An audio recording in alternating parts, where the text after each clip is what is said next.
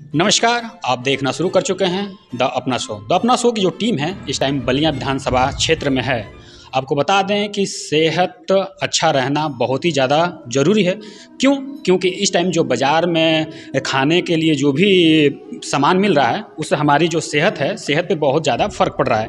इसी कड़ी में हम एक ऐसे जगह पे आ गए हैं जहाँ पे बच्चों को काफ़ी अच्छी तरीके से योग के बारे में सिखाया जा रहा है। चलिए जानते हैं कि योग कितने बच्चे यहाँ पे सीख रहे हैं और किस तरीके से सिखाया जाता है और क्या उद्देश्य है। चलिए बात करते हैं और जानते हैं। जी सर, अपना पूरा परिचय बताइए। मेरा नाम संजीव पाठक है और मैं यहीं पर आइकन कोचिंग में मैं पढ़ाता हूँ। सर के साथ योग भी किया और सर ने बताया भी, अलग अलग स्टेप बताए और बताया कि ये किस लिए किया जा रहा है, इसका क्या फ़ायदा होगा, सब कुछ बताया सर ने और किया। बहुत अच्छा लगा, एकदम हाँ बहुत अच्छा लगा।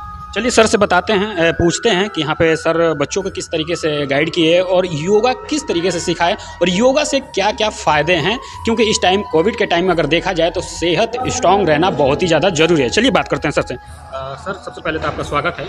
और अभी हमने देखा कि बच्चों के काफ़ी अच्छी तरीके से आप योग सिखा रहे थे, तो कुछ योग के फ़ायदे बताइए और कुछ हमारे व्यूवर्स को बताइए कि योग करने से क्या क्या फ़ायदे हैं। जी बिल्कुल, सबसे पहले धन्यवाद आपको। यहाँ पर आज हमने योग में लगभग 2 से ढाई घंटे तक मैंने बच्चों को यहाँ पे योग के बारे में बताया और उद्देश्य ये था कि यहाँ पे केवल योग बच्चे न सीखें बल्कि यहाँ पर जो बातें बताई गई वह जाकर सबसे पहले अपने परिवार के लोगों को बताएं और उसकी शुरुआत अपने परिवार से करें, फिर अपने टोले मोहल्ले में करें, अपने गाँव और शहर में इस चीज़ को बताएँ। क्योंकि आज निश्चित रूप से कोविड के काल में श्वासों की जो समस्या है तो हमने प्राणायाम के ऊपर बहुत बढ़िया तरीके से बच्चों को बताया कि जो प्राणायाम में भस्त्रिका प्राणायाम है उसको कैसे किया जाता है। जैसे हमने बताया उदाहरण के स्वरूप कि हमारा फेफड़ा कैसे काम करता है।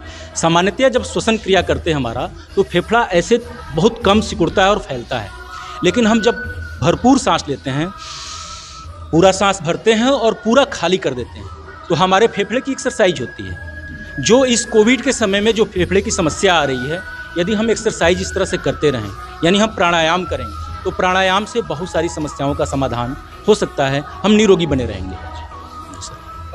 एक छोटा सा मेरा भी सवाल है। अगर देखा जाए तो इस टाइम हार्ट की प्रॉब्लम बहुत ज़्यादा देखने को मिल रहा है जी, तो कुछ ऐसा योग है जो हार्ट के लिए बेहतर होता हो वो? जी बिल्कुल बिल्कुल सर। सबसे पहली तो बात हम करेंगे खान पान की कि जैसा अन्न वैसा ही हमारा मन होता है। हमारे शरीर में हम क्या खा रहे हैं, कब खा रहे हैं, इसका हमें विशेष रूप से ध्यान रखना होगा। क्योंकि हमने अभी कुछ देर पहले ही यहाँ लोगों को बताया कि सुबह का भोजन हमारा भरपूर होना चाहिए, जो कि हम बहुत गलत करते हैं कि सुबह चाय और बिस्किट के साथ ही हम अपनी शुरुआत करते हैं और शाम का भोजन हम पूरा लेते हैं, जबकि उल्टा करते हैं। हमको सुबह के समय भोजन अधिक लेना है, दोपहर में उससे कम लेना है और शाम को बहुत ही कम भोजन लेना है। और जहाँ तक आपकी बात रही हार्ट की, जो पेशेंट्स बढ़ रहे हैं तो इसके पीछे कई कारण हैं। उसमें सबसे बड़ा कारण है मानसिक चिंतन। जो चिंता है लोगों की, यह बहुत बड़ा कारण है हार्ट के रोगों के लिए और खान पान हमारा बहुत प्रभावित कर रहा है। तो इसको दूर करने के लिए सूक्ष्म क्रियाएं जो होती हैं शरीर की, बॉडी रोटेशन, इसको करना जरूरी है।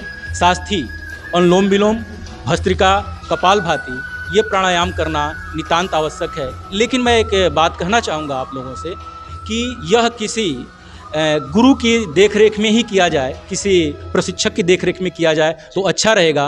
क्योंकि यदि गलत तरीके से इसका किया जाए तो इसका दुष्परिणाम भी देखने को मिला है। सबसे पहले तो आपको हम धन्यवाद देना चाहेंगे कि हमारे व्यूवर्स को इतनी अच्छी आपने इन्फॉर्मेशन दिया। चलिए यहाँ पे कुछ लोग और भी हैं, उनसे भी बात करते हैं। जी सर। जी मेरा नाम हिमांशु सिंह है और मैं आइकन कॉमर्स क्लासेस का डायरेक्टर हूँ। जी ये हमारे कोचिंग के बच्चों के हेल्थ के अवेयरनेस के लिए था ये कैंप आज जो हमने ऑर्गेनाइज़ कराया एंड इसमें बहुत सारे बच्चों ने हिस्सा लिया और खुशी होती है देख करके कि हमारे समाज के जो बच्चे हैं वो योग को लेकर के इतना क्या कहते हैं जी जागरूक हैं।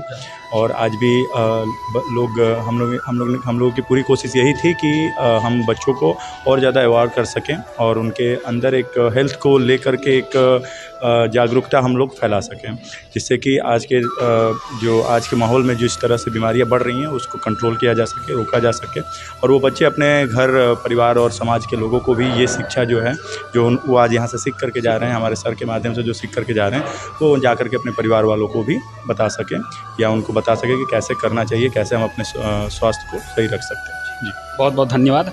जैसे मैं बता दूं कि सर ने बताया कि सेहत अच्छे तरीके से रहना कितना ज़रूरी है। अगर हमारे सोशल मीडिया के किसी प्लेटफॉर्म पे ये वीडियो देख रहे हैं, जैसे फेसबुक पे, तो पेज को फॉलो कीजिएगा, और यूट्यूब पे देख रहे हैं तो चैनल को सब्सक्राइब कीजिएगा। धन्यवाद।